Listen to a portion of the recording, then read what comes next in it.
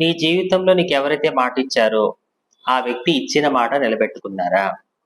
నీకు ఒక అవసరం వచ్చింది, కష్టమో బాధో ఇబ్బందో వచ్చింది, నువ్వు నా అనుకున్న వాళ్ళని హెల్ప్ అడిగావు. వాళ్ళంటారు, నేనున్నానుగా, నువ్వేమి టెన్షన్ పడకు, అంతా నేను చూసుకుంటాను అని. కానీ ఆ టైం వచ్చేసరికి హ్యాండ్ ఇచ్చేస్తారు. మీకు ఒక పచ్చి నిజం చెప్పనా? మాట ఇచ్చి మాట తప్పడం అది మానవ నైజం. కానీ ఈ లోకంలో మాట ఇచ్చి తప్పని వారు ఎవరైనా ఉన్నారు అంటే అది మన ప్రభువు అయిన యేసుక్రీస్తు. బైబిల్ స్పష్టంగా చెప్తుంది, మాట ఇచ్చి మాట తప్పుటకు ఆయన మానవుడు కాడు, మనిషిని చేసిన దేవుడు అని.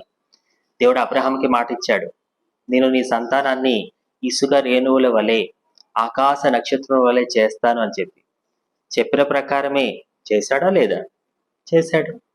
అసలు పిల్లలే పుట్టరనుకున్న అబ్రహాంకి, శారాకి దేవుడు అన్నాడు, మీకు ఒక కుమారుని ఇస్తానని మాట ఇచ్చి ఇస్సాకుని దయచేసి మాట నిలబెట్టుకున్నాడుగా.